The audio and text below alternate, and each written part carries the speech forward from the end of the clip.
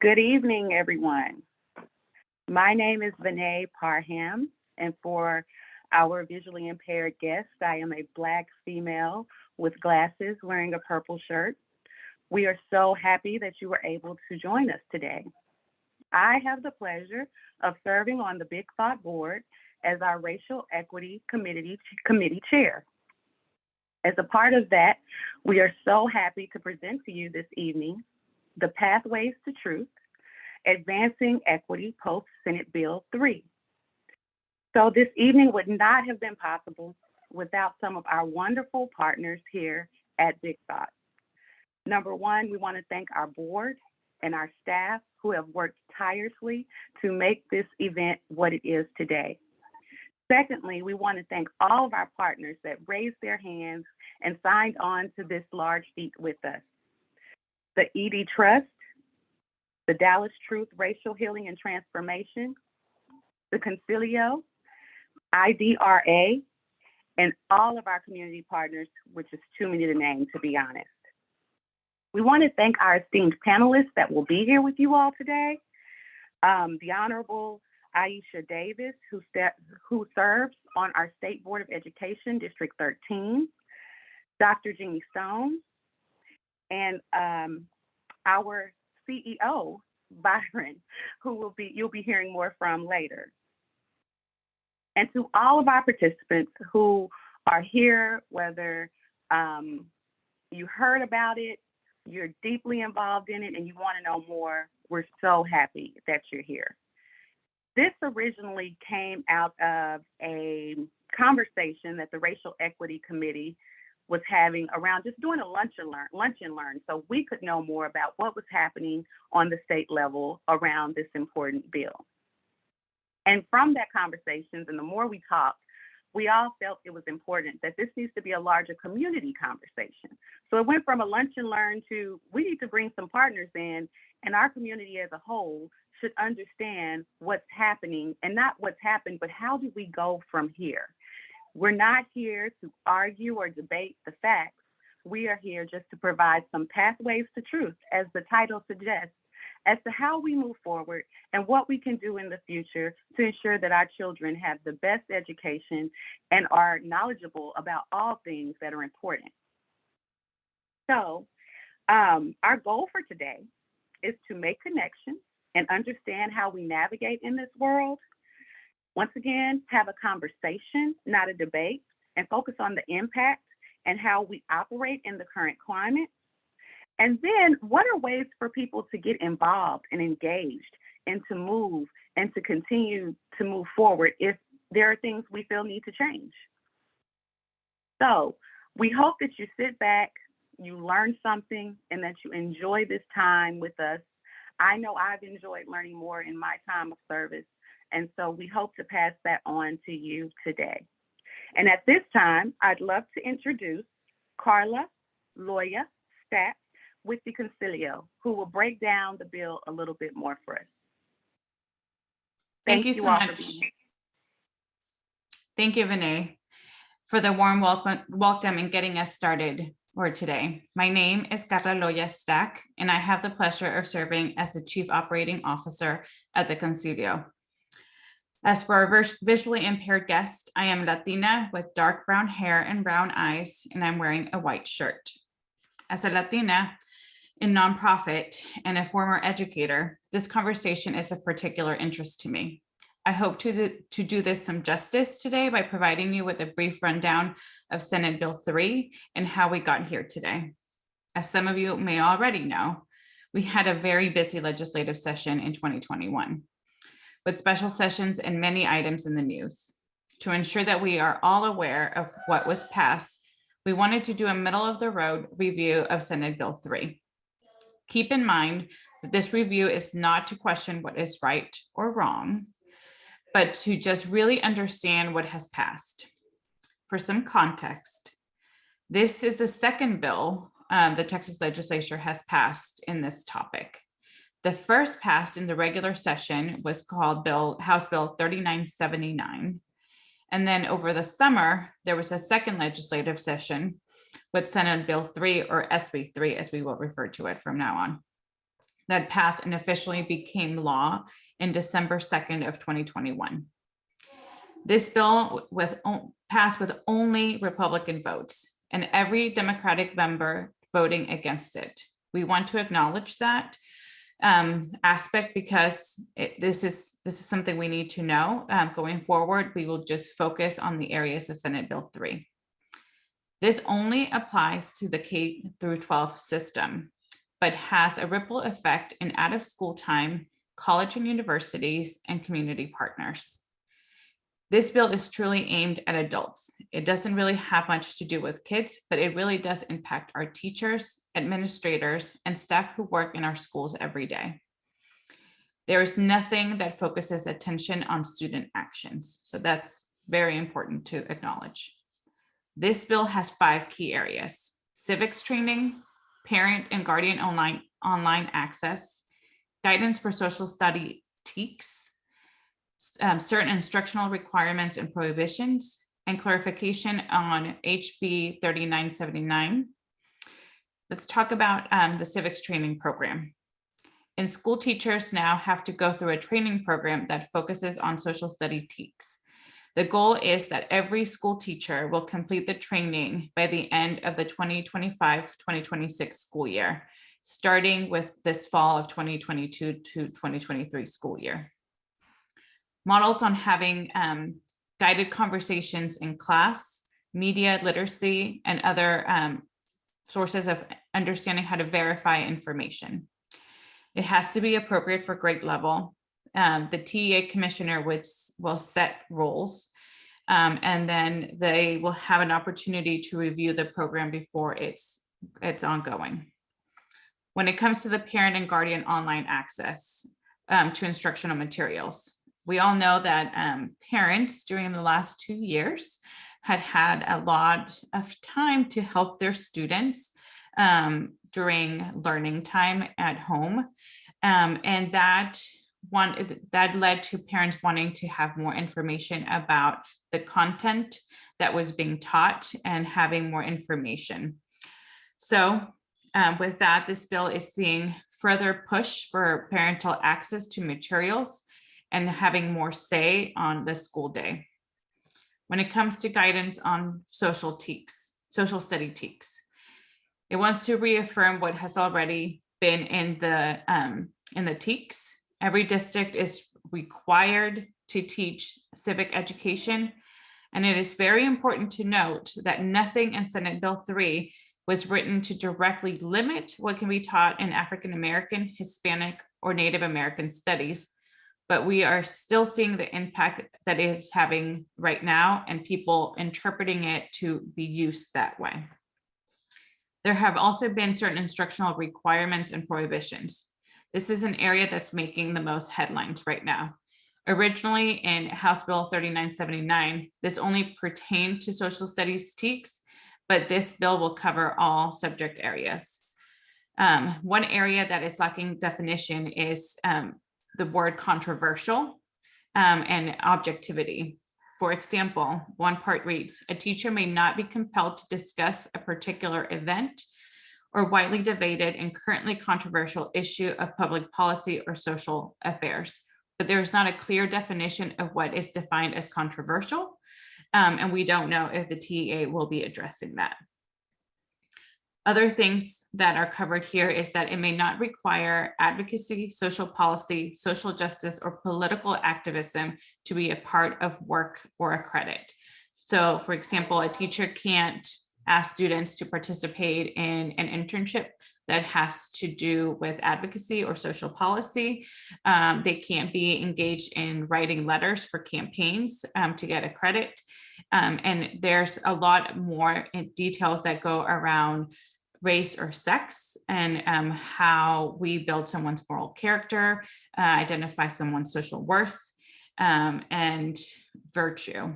And there's at least 10 different points that go into further detail in this bill. It is important to note that there are really no hall monitors to really talk about this. This bill does not address book inquiries or the scouring of libraries that we have been seeing happening across Texas since then. It's also important to note that this really is impacting our teachers, state agency employees, and school districts. It is talking about social studies, history, government, and other related areas. This bill is also the basis for new bills and issues coming up, such as the Parent Bill of Rights and banning of books in schools. And this will also be costly as far as new textbooks, trainings, and materials for courses in social studies. I think it's important that we really take a close look at the language and understand its impact in our schools and for our educators. And now I'm going to pass it on to the man that needs no introduction, Byron Sanders, the CEO of Big Thought.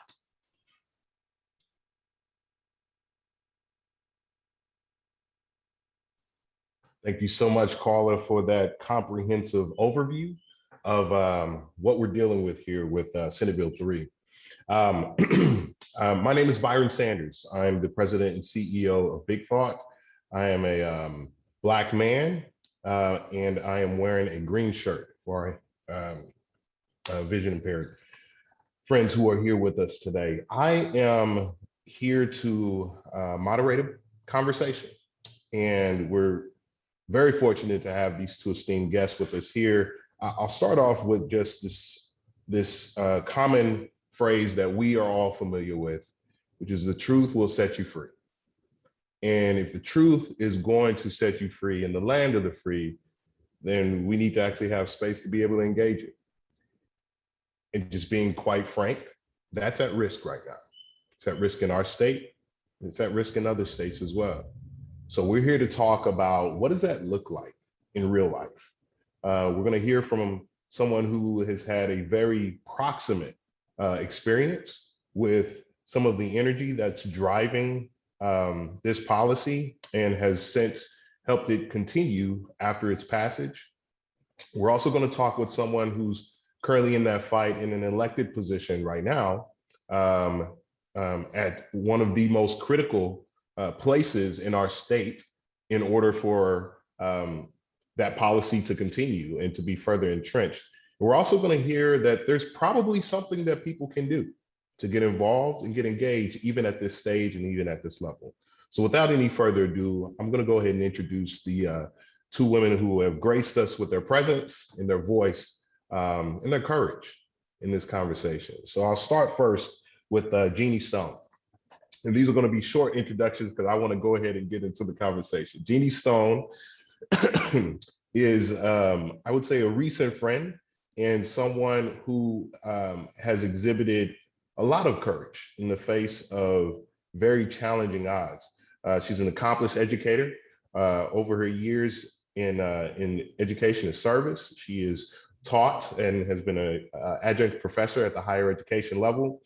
She's had leadership positions through Mesquite ISD, Wiley ISD, and most recently was serving as the superintendent of Richardson ISD, a helm that she took the reins of in 2017. In 2019, as recently as 2019, Jeannie Stone was named the Superintendent of the Year by Texas PTA. Which is interesting because she's no longer superintendent today, and we're going to talk a little bit about why and how this particular issue intersects with some decisions that she made and is, I think, empowered her voice in this place and space that we're talking about today. The second person who's going to be joining us is the Honorable Aisha Davis. She serves at the State Board of Education and represents District 13. It's been there since 2018. That's 1.7 million Texans under her constituency. And we are very fortunate to have her. She's been engaged in education policy significantly even before that, nationally ranked STEM coach, and someone who is very committed to the students of Texas, all of Texas, and her district as well. So thank you all so very much. And we're going to go ahead and dive in. My first question will actually go to both. I'm going to start with Aisha, and then I'd love to hear from Dr. Stone as well. The first question is actually pretty simple. In your opinion, how did we get here?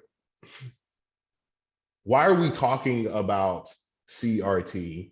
And then, from your perspectives and based on what you're hearing from educators across the state, what can and can't be discussed in our classrooms? And, if there's even any nuance, when can it or cannot be discussed in our classrooms? How did we get here? Well, thank you so much. And I definitely thank you for having this critical conversation and allowing me to speak about this hard topic with someone who's such a dynamic superhero for students, Dr. Stone. So thank you all so much for having this conversation.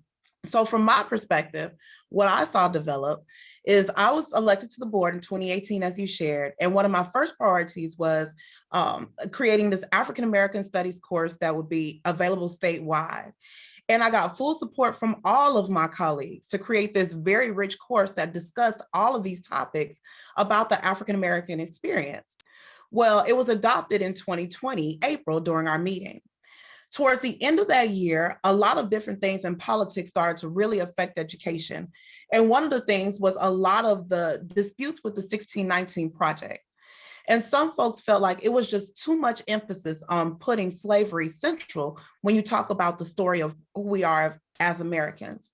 And to counter that, some different committees were formed at a national level to shift that conversation. And so that kind of turned into vilifying the 1619 Project and turning it to something called critical race theory, this big boogeyman, and all of the ideas behind it, all of the ideas behind what we're going through and how we're fighting for justice even now. It was all lumped together to kind of shift that conversation from forging a new tomorrow to kind of not really bringing up these hard topics. And so whereas in 2020, we were adopting African American Studies unanimously, now here we are in 2022 under this umbrella of Senate Bill 3, where we are looking at all of our history courses from first grade all the way through 12th. And this is a central part of the discussion. We have folks that come down and testify that all of the work that we're doing with inclusion, that's critical race theory. All the ways we want to tie different events to what's happening currently, that's critical race theory. Anytime we look at some different things in Texas that haven't been discussed too much, like convict leasing, like even Juneteenth, that's critical race theory. So that's where we are now. And it's a shame that Texas is at the forefront of this battle. A lot of what we adopt spreads across the country. So right now, all eyes are on us. And the idea is if we can adopt some bad standards, maybe some other states can pick up on it. And now you can spread this critical race theory and these watered down history standards. But if we fight for what's right for our students, we can actually put forth the idea that even though that law does exist, we still want what's best for our students, which is information about all kinds of history. And that's what we're going to fight for. So in my perspective, that's how we got to where we are here now. Thank you so much, Aisha. Dr. Stone, what are your thoughts? Well, thank you. Thank you to two friends on the panel here, Byron, Aisha, and all of the organizations that I am big fans of who are sponsoring this event. I just released an essay on a website I've put up called drjeanniestone.com, and it really was about my very first contact with CRT that was in the public forum, which was at a school board meeting. So you can read a lot more about it there. But in that essay, I talk about how I believe it came about. And from my first experience of when the first time that I heard CRT all through that first school board meeting, I honestly thought that the person who was giving public comment was talking about the only CRT that I or any other educator knows about, which is culturally relevant teaching. Or sometimes called culturally responsive teaching. It wasn't until the following day that I had to look up the legal term CRT. But of course, I've given this a lot of thought, especially over the last few months. I don't believe that we would be here with this challenge if it were not for the death of George Floyd at a time when the world was also dealing with COVID. The timing was the perfect storm because the world woke up to racism in a way that caused a long overdue national reckoning to actually start to have conversations that I had never seen. I don't think a lot of us had seen in our lifetimes, long overdue. And the attacks on the work to address equity came soon thereafter. I was part of a district that had been addressing and doing some really bold work in the name of equity to move student outcomes for students.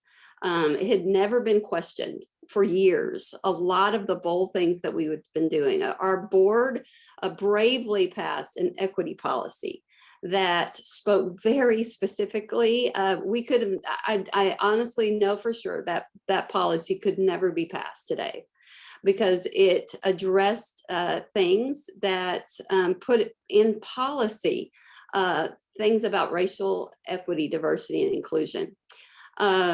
And so we have been doing all of that, and all of that had been championed even across the state and was getting a lot of national attention until all of a sudden it was called CRT, and all of that work was really halted because of that moniker that covered up, just as Aisha described, all of that good work as something that wasn't good anymore. And I will argue that forever. And so from there, we just began as a district, and I as a leader began to start to be covered up with the challenges of something that should have never been called anything but good work to change the outcomes for the kids that we were serving. So clearly, some people saw that as trouble, but I think we know to call that good trouble, which is the kind of stuff that we should all be up to. You know, Senate Bill 3 is law now, right? It's written in the code, and but some would say that it opened the door, and it feels like maybe even the tipping point. There's some additional conversations that are getting caught up in this entire wave that's going on right now. What do you see as the next areas that we're seeing this play out in? Where is the ripple effect carrying itself to have an impact with students and with youth all over our state? I'll throw that first to Aisha, and then I would like to hear from you too, Jeannie.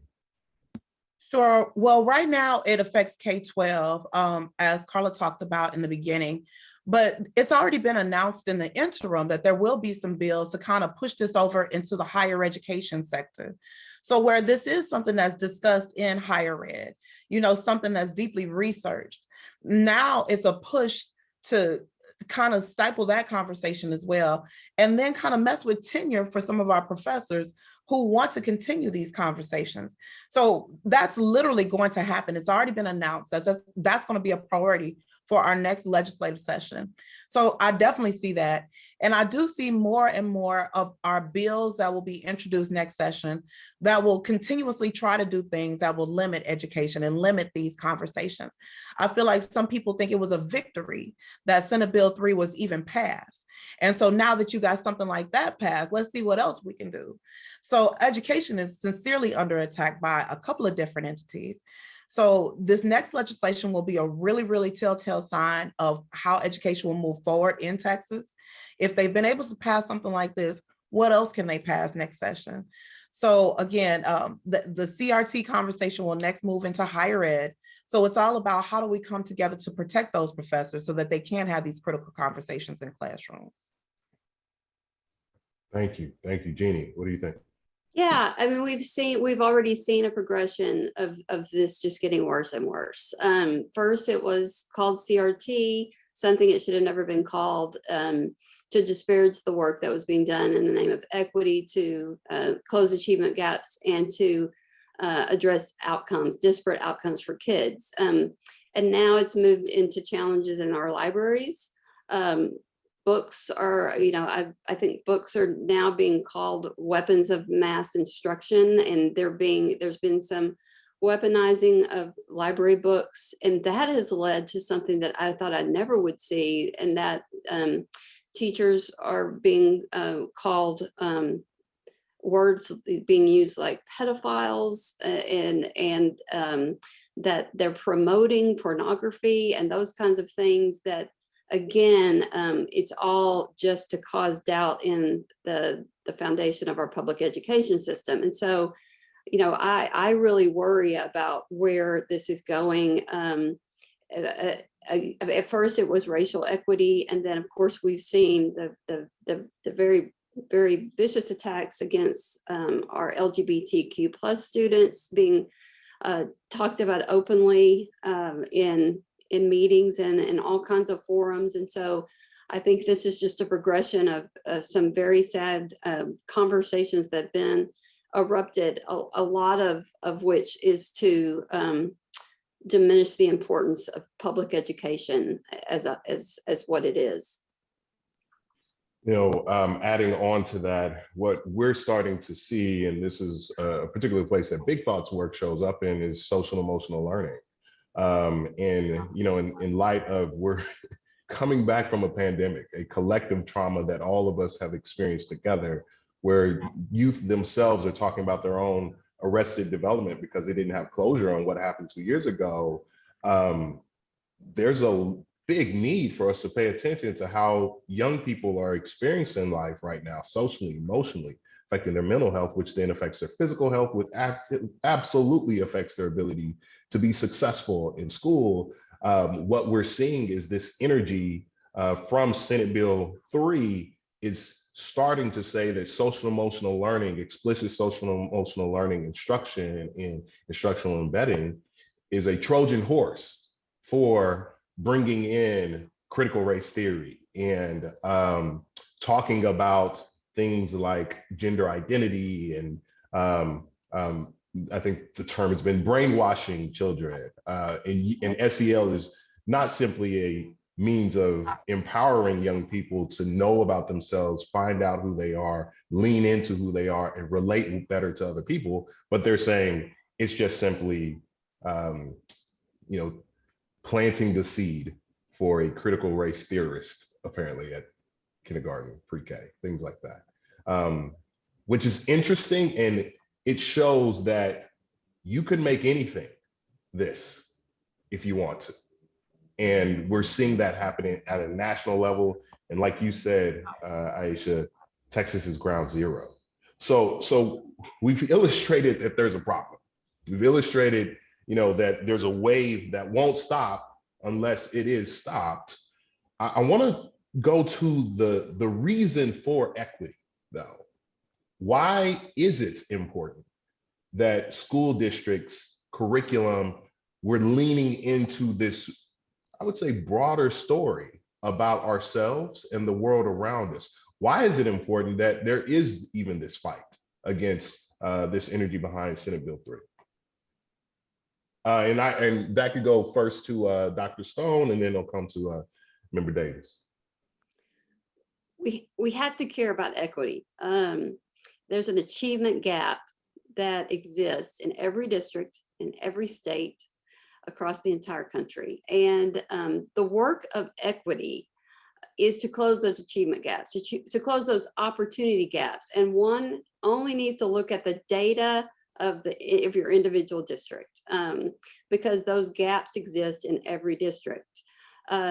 If you stay away from even talking about, we're not talking about CRT, but if one only looks at the data, you'll see gaps that are sharing in terms of identification of gifted and talented students. You'll see overrepresentation of white students as labeled as gifted and talented.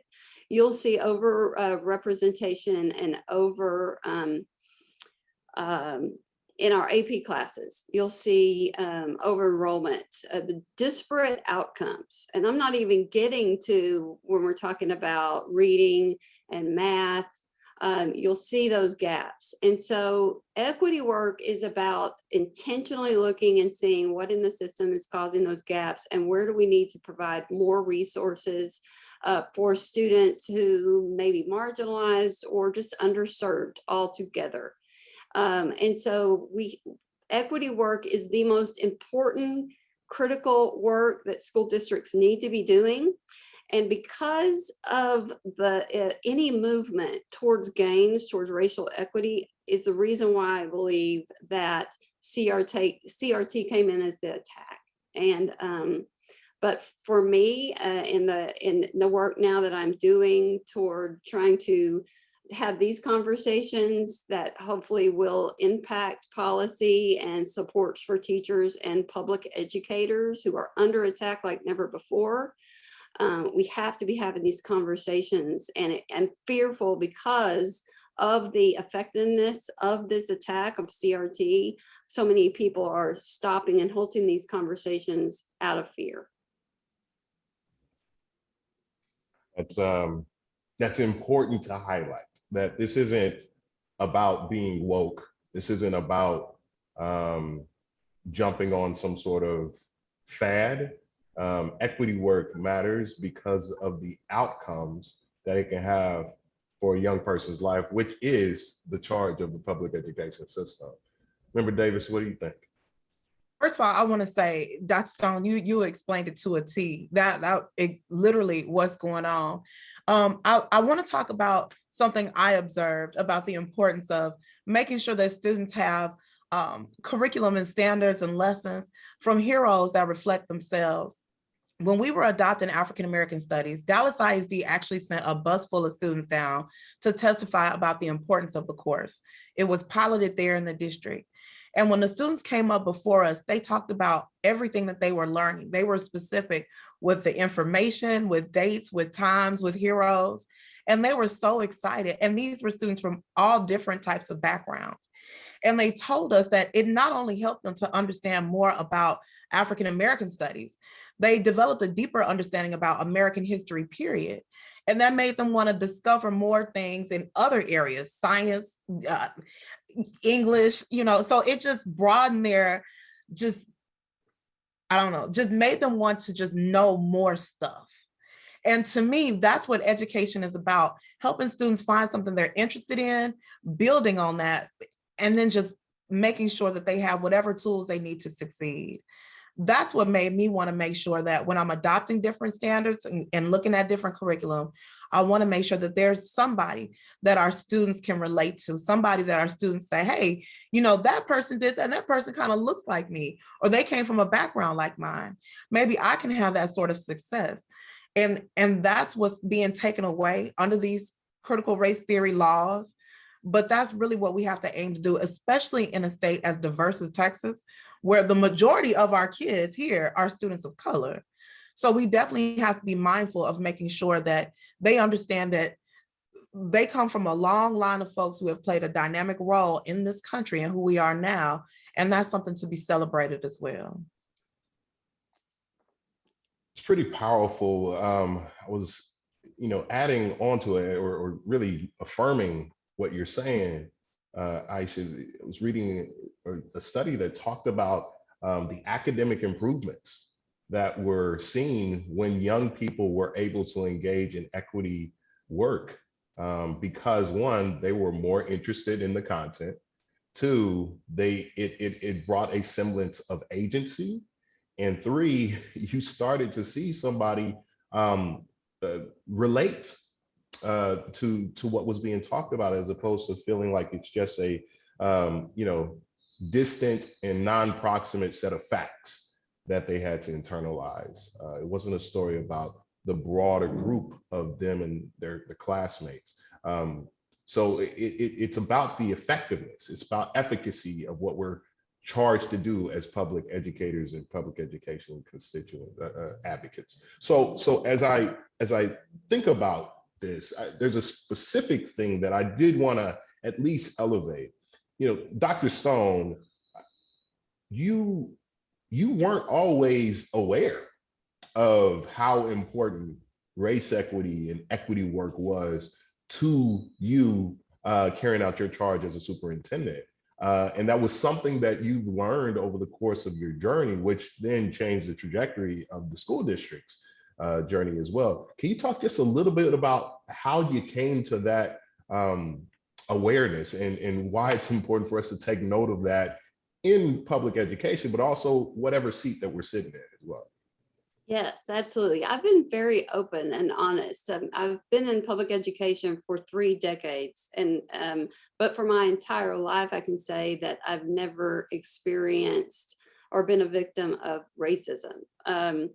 When I first became the superintendent of Richardson ISD, I did bring in equity in terms of the conversation because of the gaps that I saw in our, achievement, and I wanted to start talking about how we could close those gaps, but I wasn't necessarily talking about racial equity until we had some events happen where racism was there were some students who, to be funny, they thought they were being funny, and so they created some memes that were abhorrent and very racist in nature. There was no question about it. It was on the front page of the paper. It made the USA Today.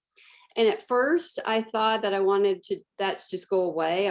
This is almost 8 years ago. And I wanted it to go away. I wanted the district to not be on the front page of the paper for that. I wanted to be them on the front page of the paper for something positive.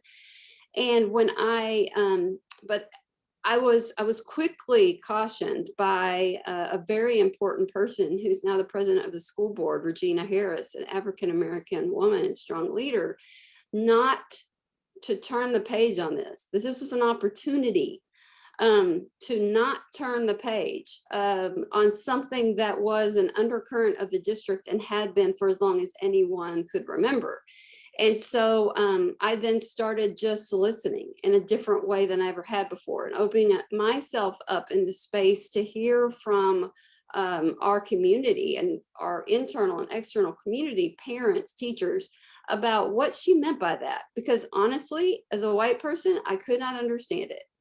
And over the course of the next weeks and months, which have turned into years, I listened and slowly began to understand and to believe that racism is real in a way that I could never, or still can't in terms of experiences, but in terms of belief, because I choose to believe all of the people who came forward to talk to me about their experiences that I saw were playing out in classrooms and different ways that then I believed had an effect on the outcomes that we were seeing. So I thought we've got to dig in and really start to address this in a real way that allows us to talk about racial equity. And so our board again passed an equity, an equity policy.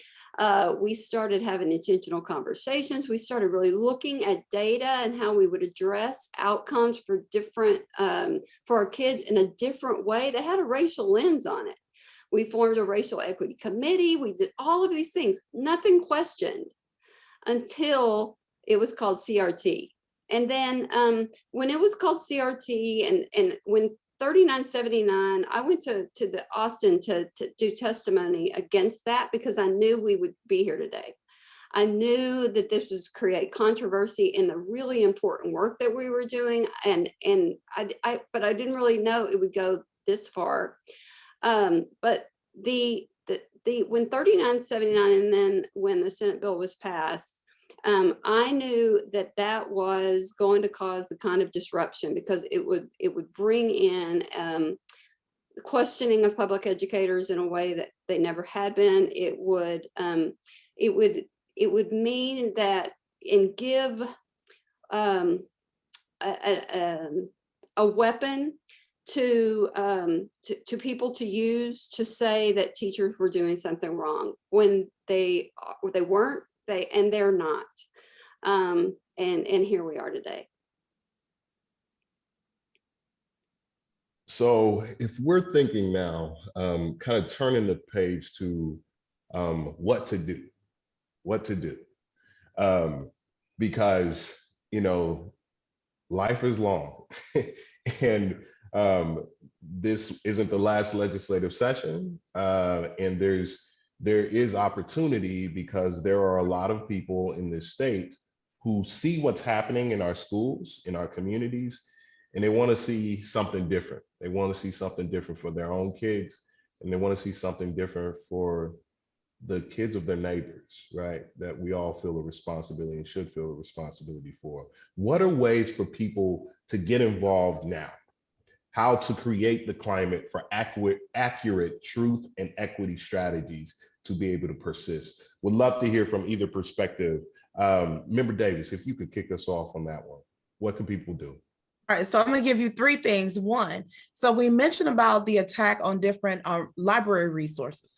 The State Board of Education actually will have an item at our June meeting where we will have to discuss limitations to what can be in our libraries. We have not been briefed on the First Amendment. We've never been briefed on legally what can and cannot be in schools, yet we have to make some decisions on library resources. So please keep an eye on that item. If that is something you're passionate about, please consider testifying before us at the June meeting. Also, we've been talking about making sure that our students have access to accurate history. We are looking at each and every one of those history courses, as I said before. We will be looking at high school history courses at the June meeting. So if you're interested in US history and making sure that really factual information is taught, stay tuned to that meeting or come and testify or join one of our curriculum committees.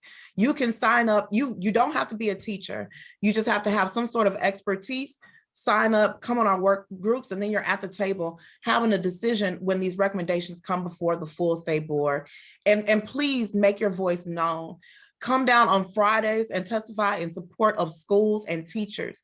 Every single Friday, we have folks that come down and tell us all the bad things they're accusing all of our schools and our teachers of. We have folks every single Friday who accuse critical race theory of running rampant in Texas public schools, all the way from social emotional learning, like we talked about. Even college and career readiness has been linked to critical race theory some kind of way. So come down, so that's not the only perspective that we're getting. Let us hear from you about the support you have, again, for our schools and for amazing superintendents like Dr. Stone who want to stand up for kids. So that's what you can do right now. The last thing, the third thing, this is the interim. A lot of folks wait until legislative session to get active. This is the time when our legislators are writing those bills. So right now, reach out to your legislators, your senators, your representatives to make sure that they have some good bills and be proactive in the fight, not just reactive once those bills are already out there. And now we all have to get down to Austin and kind of testify against them.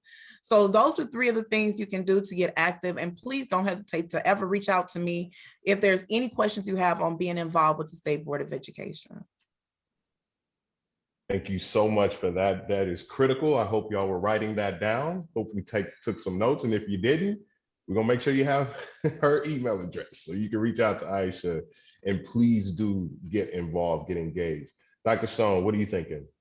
Yeah, oh gosh, I just want to tell people, be bold, like use your voice for truth and right and for everything that is good, and don't be afraid or fearful to combat the small minority of people that are trying to disrupt. That's the first thing I would say. But I also know that this is a big fear to take on what I've equated to a big bully. It's the tactics that are used are I've described as bullies, and I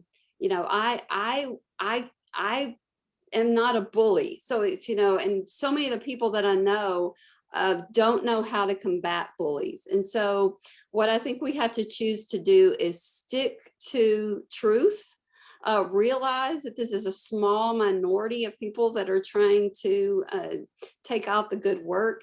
I would say band together then with the majority of people who want equity. They can see and want the good work to continue.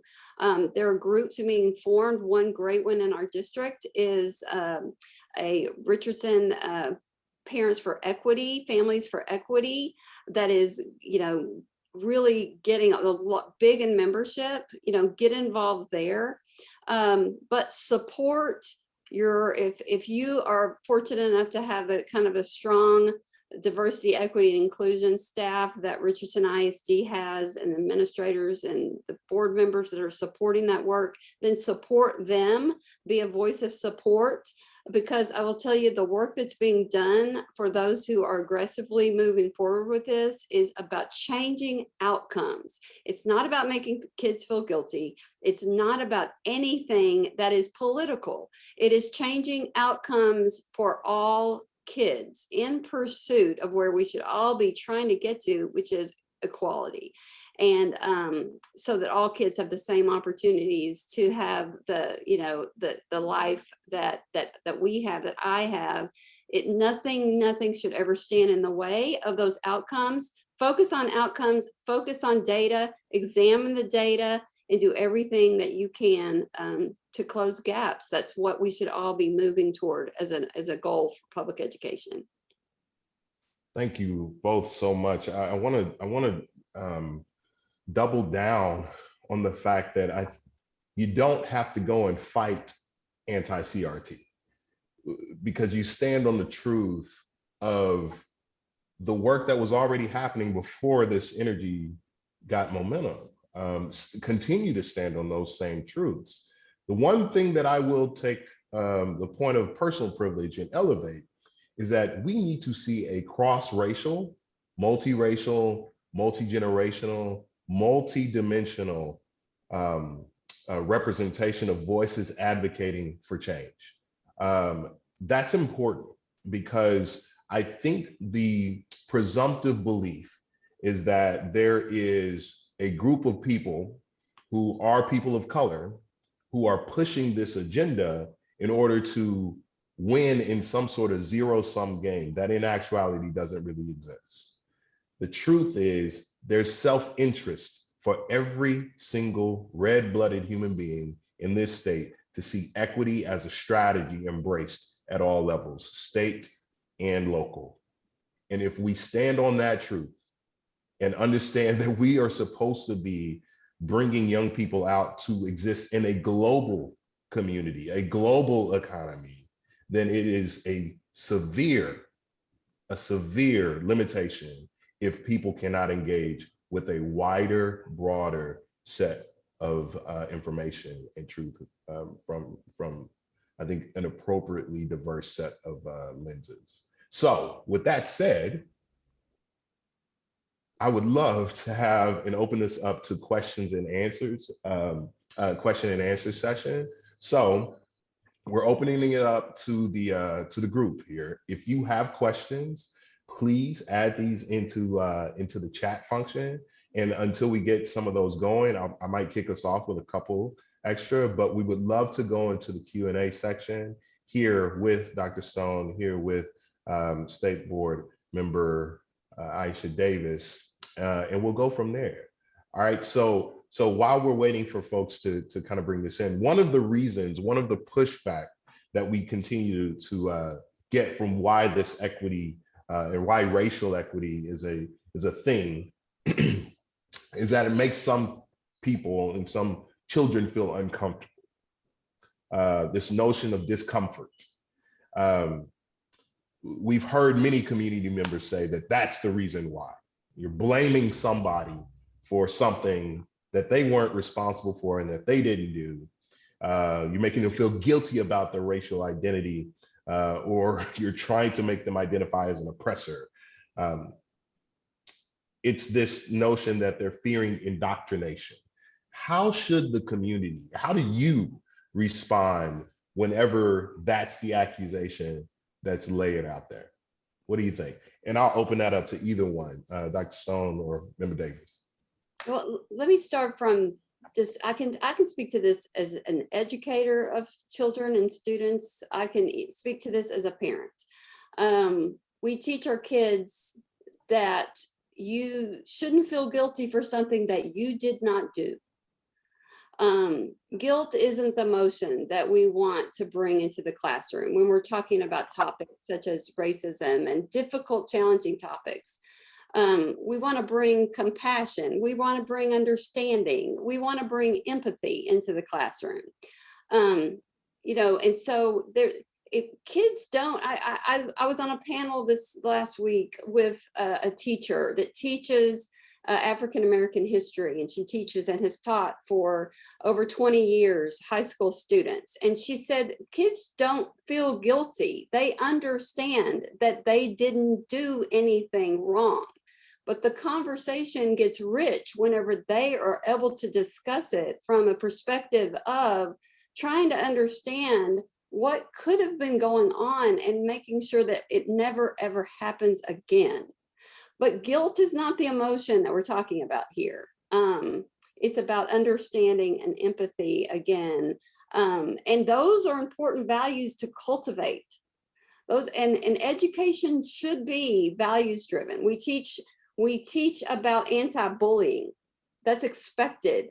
It is in the law that there is anti-bullying campaigns. We don't leave that up to parents. We don't leave that up to parents, and there's not very far away. I've read recently that racism is the ultimate form of bullying. It was slavery, the ultimate form of bullying. We don't leave the bullying to ensure that kids not bullied up to parents. And so we have to be able to have the conversation so that we can cultivate understanding and compassion and empathy with kids when the conversations are appropriate. And when are those conversations in some form or fashion not appropriate to be cultivating kids of all ages? And it's left up to the professional judgment of teachers to be able to adequately lead those conversations. And I trust that they can do that, and that they should be having some level of conversations with kids that will make sure that that so many of the things that we've seen that are abhorrent in the past are never, ever repeated. That is space age reasoning there, to trust the professionals in the room. What are you talking about? It's insane. But that's absolutely, it resonates a ton, especially that bullying framing is pretty universally accessible. Aisha, what about you? What do you think? Like, how do you respond? Yeah, no, I'm always kind of curious about folks that say that, because I was in a classroom as well, a little bit over a decade. I've never had a student, I've taught all kind of kids, never had a student that came to me after any class crying because they learned something about history, and it was just, you know, just breaking them down to the core. Never had that happen. I'm not saying it never does happen, but because apparently it's happened somewhere, or it's been made up some kind of way. But that has never been my experience. And when I looked at those who testified against House Bill 3979, against Senate Bill 3, you had a lot of young white students, college students, folks who had just graduated from college, I'd say 30s and younger, who were testifying that they felt uncomfortable because they didn't learn a lot of truth. And they didn't know enough about all the different cultures from the folks that, you know, they went to school with and everything. It was nobody that said, you know, I learned about this and it ripped me to pieces. Not one testimony. I was looking out for it. So that's another part of the boogeyman that's been created to make CRT bigger than what it is. And that narrative has been one to say, well, we have to do this to support our students. No, that's just a part of what's been kind of used to make this bill even worse than what it was in the beginning. Thank you. It feels like these are adult projections onto young people, which is interesting. We've seen that before, but it certainly is playing a role here. The issue is coming up, and this will be our last section, our last question, because then we want to move on to the presentation. The issue is coming up that there is an intersection of this conversation between the holy trinity of government agencies, nonprofits, and then the funding community, right? The nonprofits that execute, and then those who are also funders of that. I'm interested in knowing, you know, do you have any specific or nuanced thoughts about how to have community-based organizations respond, knowing that this shows up differently, but it shows up in all three of those places and spaces? Would love to get your thoughts on that if you have any. This is from our audience.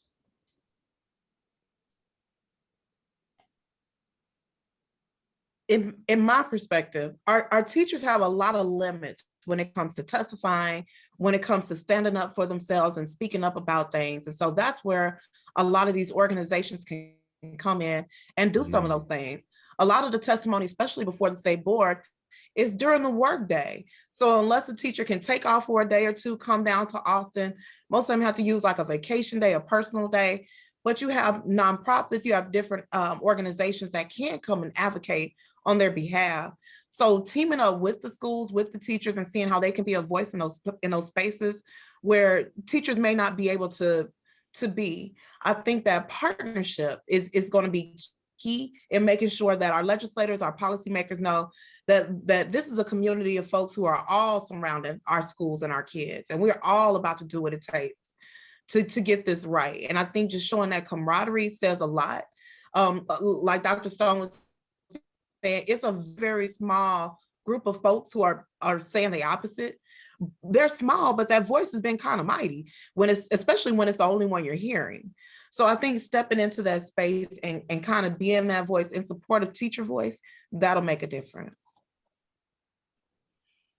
Yeah, and again, I will just always add on, not ignoring what the data is telling us about achievement gaps and opportunity gaps, and really staying focused and honing in on that in terms of what we need to do to change things in the system to get different outcomes. If we don't do anything, the outcomes will stay the same, and we'll still be talking about achievement gaps and opportunity gaps for the next 50 and 100 years down the road. We have to do something, but we have to work as partners in partnership to see what do we want for our communities? What do we want to truly be playing the part and the role that we play to move the needle for all kids in our communities, which, as you said, Byron, we all know then has an effect on the greater community in which we live. If we're talking about Dallas County, if we all care about Dallas County, we want the best for all of its citizenry and in all of our community as a whole. So,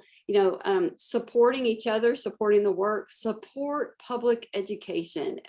If my last word is just to try to move the needle on that one topic, the attack of public educators and the attack on public education, I believe it's like nothing that was certainly is nothing I've ever seen in my lifetime.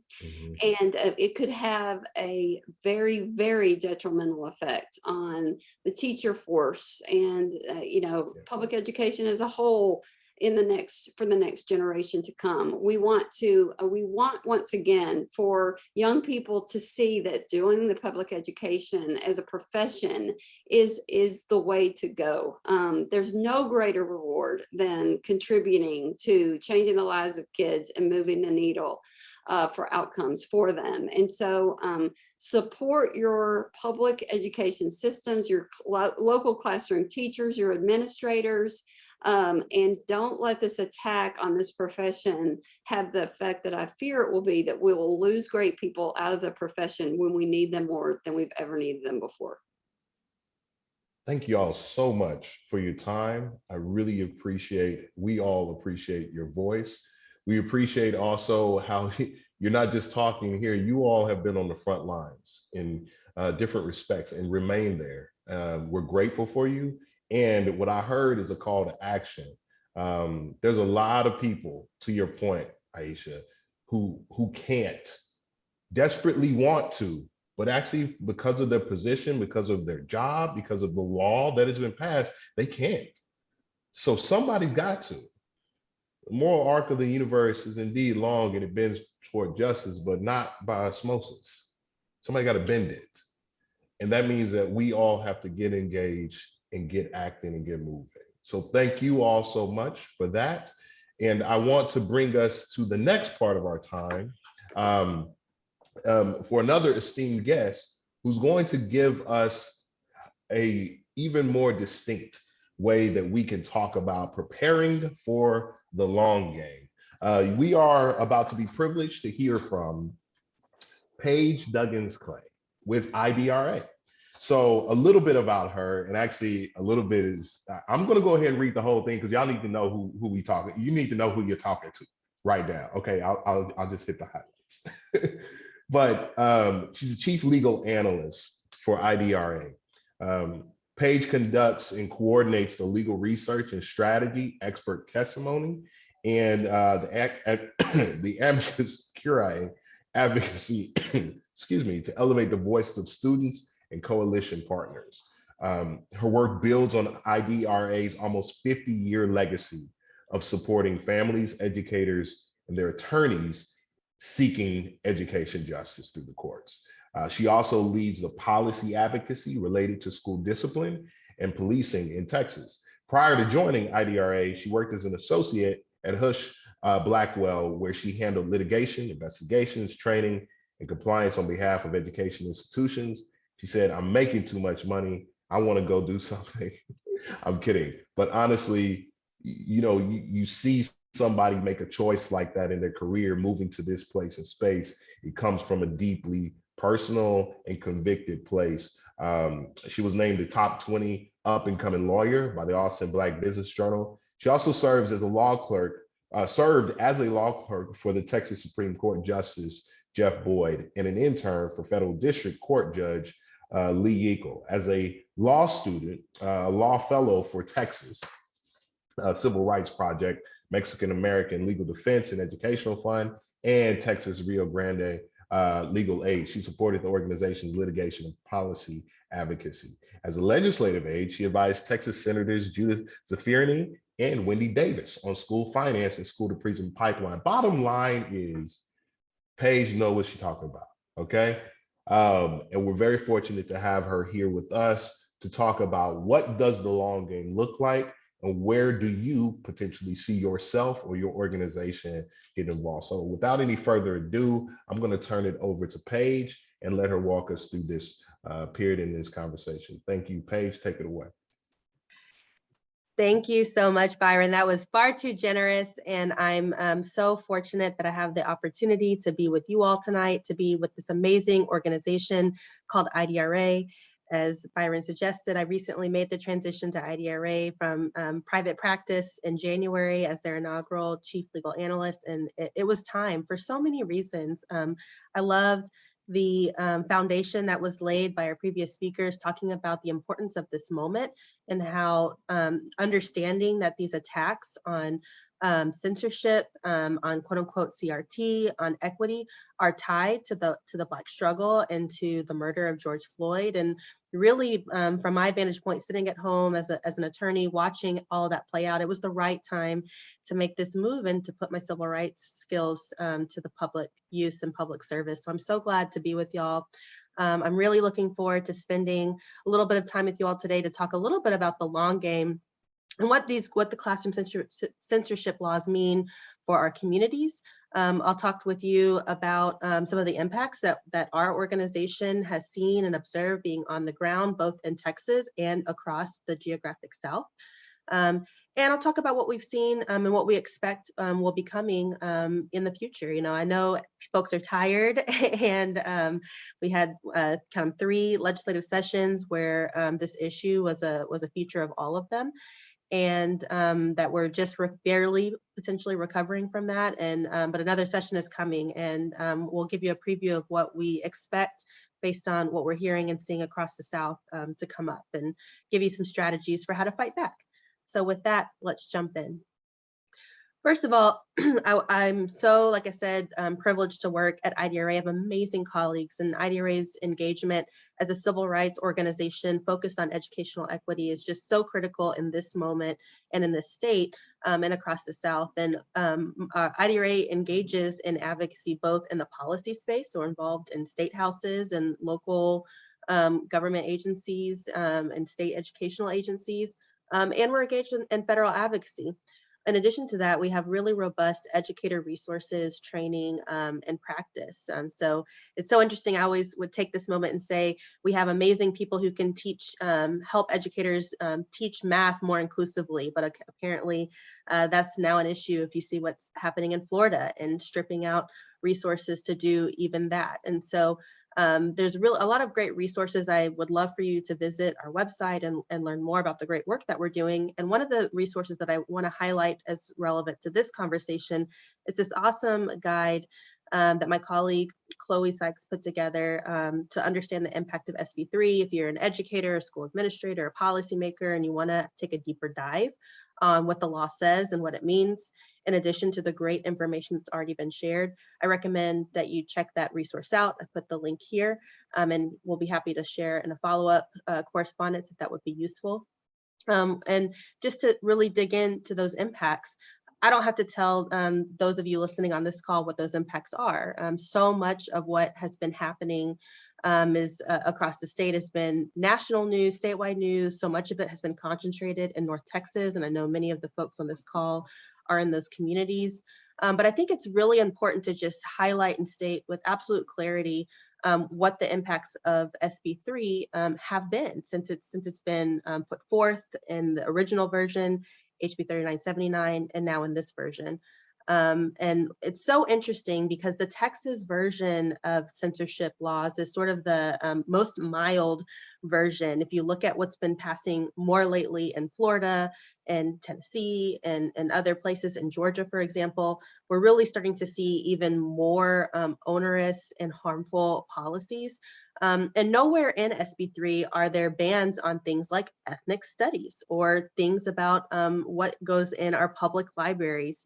But nonetheless, policymakers and lawmakers are using SB3 as the basis to push these harmful actions. And so almost immediately after House Bill 3979 went into effect last fall, we saw attacks on ethnic studies courses, which you heard our previous speakers talk about how important and how community-based and grassroots the efforts were to ensure that kids had representation of all different types of backgrounds, including African-American studies and Latinx studies, and how right away we were, as advocates, required to come together and beat those attacks back. We saw that, as we continue to sort of navigate the pandemic's lasting impacts, we know that there was a teacher shortage. And I can tell you from personal experience, I'm the mom of 4 kiddos, 16 all the way down to 1 year, all in public school or public pre-K. And I have a daughter in my community where immediately after House Bill 3979 went into effect, she lost 2 history teachers, one after the other. And there was never a statement about the why, but I have no doubt that the really harmful rhetoric around this law and its implementation and the vagueness contributed and was a tipping point for these educators who've done so much for our kiddos in an impossible time for public education.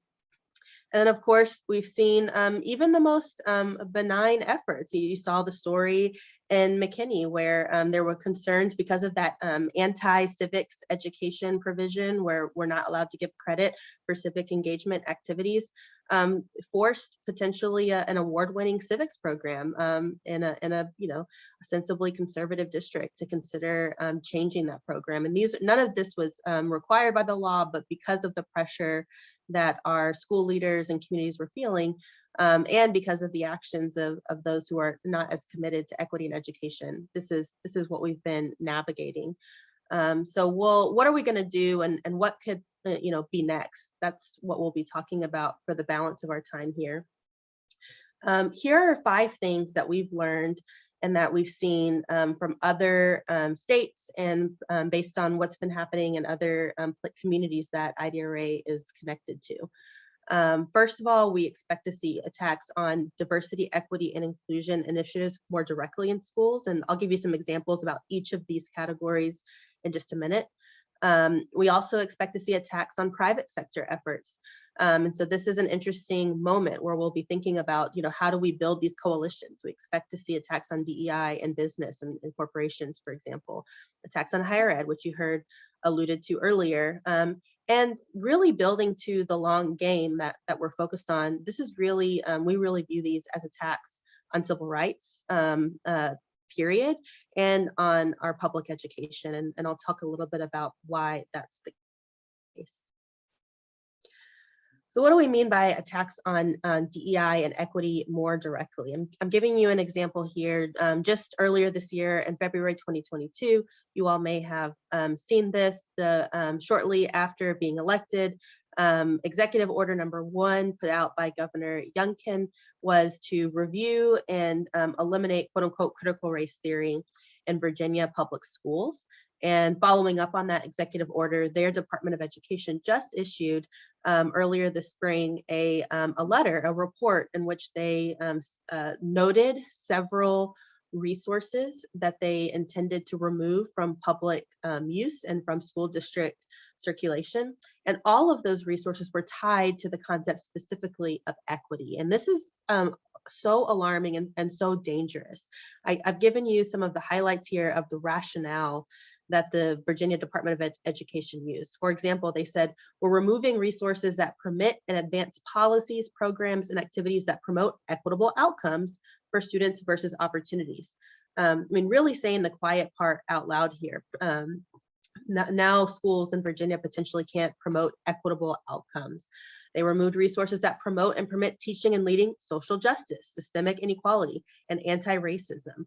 Again, these are concepts and principles that are critical for culturally sustaining education, for equity outcomes, and ensuring equitable outcomes for all students, and yet the Virginia Department of Education was targeting them. And then looking at really redefining equity to be focused on quote unquote shifting school culture from excellence and opportunity to equitable outcomes. So you're seeing this attempt to pit equity against equality. And for you all, and I know you all who are listening know better, that that is a dangerous premise and not consistent with actual practice. And so the result of all this has been the systematic removal of tools and resources such as equity audits, such as training for educators to understand and correct their implicit bias. That's counterproductive to research-based practices, and we already suspect that this may be happening in our own state, even though it's not happening publicly. And so, if it's not happening already, we would expect to hear more about this sort of stripping of equity resources for educators and educator training. What else do we mean by attacks on DEI? So in Florida, I know that there has been a lot of focus, importantly and understandably, on the Don't Say Gay and Trans bills, which are horrific legislation. It's hateful, it's targeting students for who they are and shouldn't be tolerated. But packaged along with that legislation was another bill that hasn't gotten quite as much attention. And I want to make sure that everyone's aware. It's the quote unquote Stop Woke Act, the Stop the Wrongs to Our Kids and Employees Act. And this bill passed right alongside Florida's Don't Say Gay and Trans bill. And it contains really harmful policies around using DEI interventions in schools and in the employment space. And so you can see here, I've copied and pasted the materials that the governor of Florida used to promote this legislation, which included a flat out ban on quote unquote CRT in education and employment, prohibiting the divisive concepts that you all are so familiar with that are contained in Texas's SB3. And critically, if you look here at the consequences, it provides a private right of action for employees and students and parents to sue schools or to sue their employer if they feel like their like a employer or school has violated this law. And so this goes a step further than what we saw in Texas. It was a specific carve out in SB3 to ensure that there was no cause of action created. But in the race to the bottom, who knows whether this sort of provision would be brought up next in Texas. And so it's something to look out for and to be on the watch for. You heard earlier attacks on higher ed, and I want to be really clear, we're SB3 as passed only applies to K-12 institutions, but there's overlap as you all can understand. Attacks on educators who teach CRT are almost certainly attacks on BIPOC and women and LGBTQ plus educators. And it's important to make that connection, is that when you're targeting body of work, the folks who are most opponents of those theories and of that scholarship and of that work tend to. So it's critical to recognize that, like SB3's targeting of of quote unquote concepts that are divisive or cause guilt, that can suppress and censor students of color and LGBTQ+ students from sharing their authentic lived experiences. So too can these attacks on higher ed and attacks on educators who research in this space. Finally, the last two pieces here that I think are critical to make these connections. We don't view these in a vacuum, and our previous speakers have made this case already very compellingly. What we know is that there's a political component to censorship laws and policies, and that it's definitely a pathway to consolidating power. But what we also know is that these are really part of a broader strategy that we're seeing to advance a colorblind theory of public policy, that we shouldn't, that government institutions should not utilize race at all in any kind of consideration. What we know is that erases potentially the lived experiences of Black students, of other students of color, and of LGBTQ+ students and educators, and that's dangerous.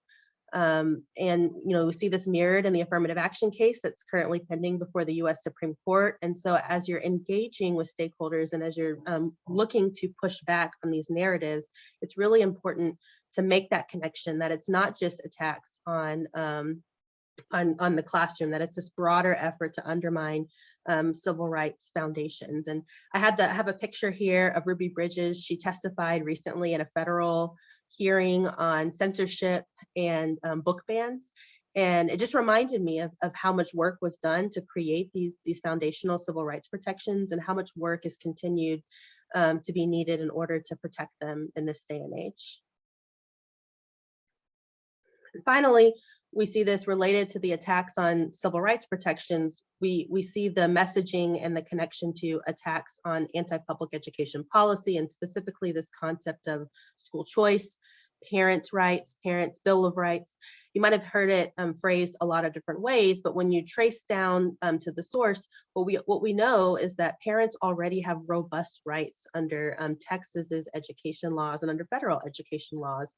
And that really these policies and talking points serve as a Trojan horse. And I was saying Trojan horse, but now it's much more public, that there really is an effort to undermine public education, that capitalizing on frustration and fears and concerns of parents to encourage the funding of vouchers and other privatization efforts. You see here the Texas Public Policy Foundation announcing that they have a campaign to take money from school districts and put it directly in the hands of parents in the name of parent school choice.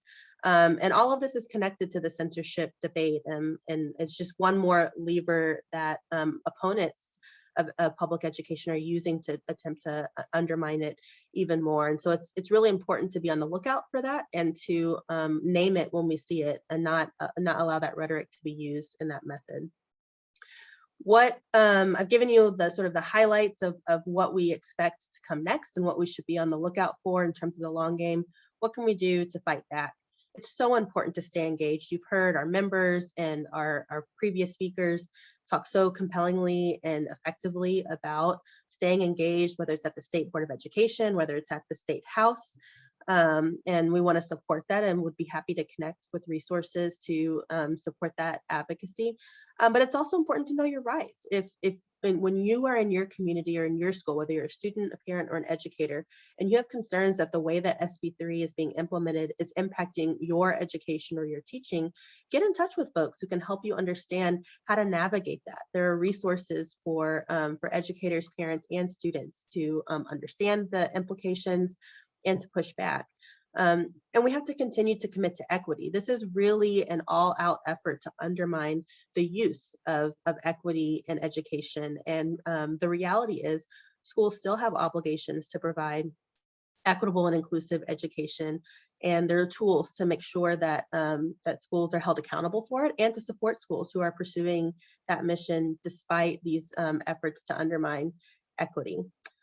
Finally, the last thing I'll say is connecting with others to amplify your power is so important. Please don't ever hesitate to reach out to me at IDRA. I would love to connect you. There are lots of wonderful advocates who want to understand how SB3's implementation is impacting your community. And so if you have a story to tell, reach out. And I would love to get you in touch with whether they're legal advocates or resources, because it's so important that now more than ever, we remain committed to this vision of equitable and inclusive education, that we're not slowed down in achieving that by this harmful policy.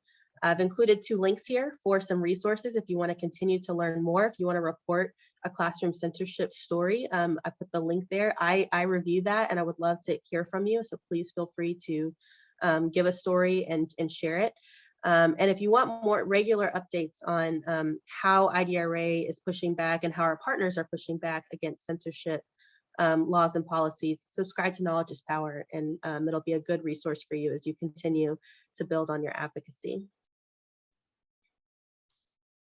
Paige, thank you. Thank you so much for bringing us your expertise and for having this wider scope on what's happening not only here in Texas, but also across the country. We have time for a couple of questions.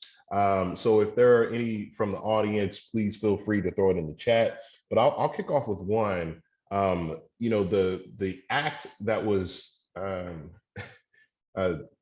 launched and passed in Florida sets a pretty dangerous precedent of going beyond just public institutions and going into the private sector.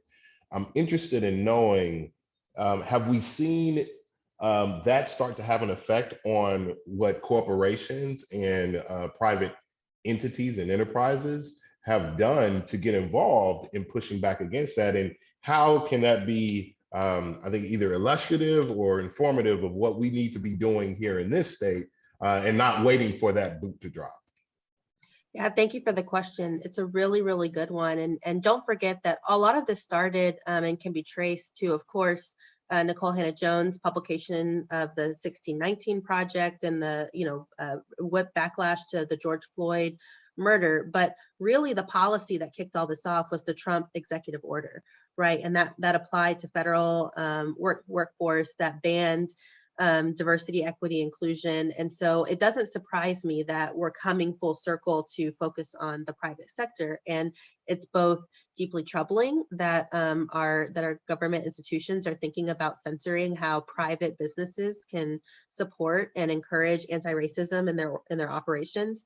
And there's also a unique opportunity, right? That this is not a policy that anybody can sit on the sidelines and watch unfold, that it really requires everyone working together to push back and tell the truth about why it's important to have equity, to have diversity, to have inclusivity in our educational programs. And so the Florida bill, we're seeing it play out. I don't know if you are on the Twitter, you've probably seen the conversations and the dialogue between Disney and the governor there. And it's a very interesting debate, but there's a lot of power, both among our educators, among our parents, and among the private sector. And if we can bring those folks together in this common charge, I think it can be really, really effective. I know we certainly saw that play out in the summer of 2020 when a lot of corporations and businesses started to embrace Black Lives Matter as a notion, as a concept. I mean, just an example, Mr. Snyder, the owner of the formerly known as Washington Redskins, for years said, nothing's happening, they ain't changing nothing. But then when FedEx said, hey, you should change this, all of a sudden we have a team in the league called the Washington Football Team. There's a lot of power behind corporations for those who are in places and spaces. And if we have people on our boards in our nonprofit organizations, we have a few of these leaders here. I think this is a time to nudge them and to tell them, we need you to get involved. We need you to get engaged. There's another question, and this might be the last one. A question about, listen, I'm little old me. I'm just, I work in food service, or I am I'm a lawyer in something else, or I'm an accountant or not a teacher, but something else that I do. This isn't the place where I spend my professional time. It's certainly not a place where I have professional expertise. Do they really care what I have to say? And if they do, how do I go get in the gym, so to speak, to make sure I get my talking points right and I actually know what the heck I'm talking about if I choose to take a quick trip down to Austin and say something out loud. What would you say? What would you recommend to somebody to get them ready to go and take a step into this foray? Yeah, thanks so much for the question. You know, our wonderful president and CEO, Selena Moreno, has this great expression, which is everybody is a policy advocate. Doesn't matter who you are, where you came from, what you do. At any moment, you can be an effective policy advocate. And I think if you're going to flex, to build on your gym metaphor, if you're going to flex those advocacy muscles, there's lots of great resources. I put one of them in my presentation, this link will go out, Our Knowledge is Power. If you're looking for a quick primer on what does the law say? How is this impacting our communities? How is this playing out? That's a great place to start. You can join a coalition, right? This is not work that any one individual or organization can do alone, and it will take many voices. The Teach for Truth Coalition is one that IDRA participates in. And there's lots of voices getting together because we recognize that this impacts everyone. If you are whether you're a worker in a non-education environment, you're looking for coworkers and colleagues who can be inclusive, who can understand different perspectives, who can be respectful in the workplace, both with your colleagues and your customers. If you're in higher ed, excuse me, you want well-rounded, well-educated students to come into your doors, and faculty members who can support and teach students from all backgrounds. If you're, whatever space you're coming in, this is not just about the preference for one type of person or one community. This is really about all of us learning and understanding how to support each other and how to show up for each other. Paige, thank you so much. This has been enlightening and encouraging, and we really do appreciate your time with us here tonight, but then also everything that you're doing out in the broader community, down in Austin and multiple communities all across our state. Thank you so very much. Thank you all for a great program. Awesome. Okay, so we've come to the end of our time. Very grateful to everybody who stuck with us all the way through. Of course, this is going to be, we have a recording, and we're going to be able to share out links from the different conversations and the references, because there was a flurry of them thrown out to you. We're grateful to all of the partners who've been a part of this, the Concilio, Dallas Truth, Racial Healing Transformation, the Education Trust, IDRA, of course, and of course, Big Thought. The reason why it was important that a number of organizations did this together is because our voice matters together. We can be bolder together. Yes, it is a risk. There's no doubt about it. In this climate, saying something has risk to it. But if we say something together, if there are multiple voices at the same time, there's strength and there's actually some degree of security in mass. That's why it's important for you to speak up as well. It matters. This is the thing to do. And I'm reminded of a conversation I had with somebody that I deeply respect. And they were talking about how we learned about the civil rights movement. And usually when we're looking back at video and pictures and images from that period of time, it's in black and white. And research has been done about what happens when we look at something, the pictures that are in black and white, decolorized. Oftentimes it feels like it's a land far away in a time that's so long ago. But if you add color to those pictures, if you move them forward in Technicolor, there's actually a different emotion that comes. You see yourself a little bit more in that. And so the question sometimes has probably passed your mind, it's certainly passed mine, is what would I have done if I were there, if I were the one walking, if I were in that crowd, what would I have done? Whatever you're doing right now, that's the answer.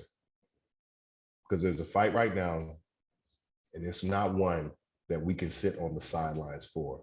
Get engaged, stay engaged, and figure out from whatever seat you're sitting in, that's the seat that you were designed to be in, and that's the seat that you have power and agency to act from. Thank you all so very much, and we look forward to everybody continuing this work on behalf of our young people and our better community, our better world.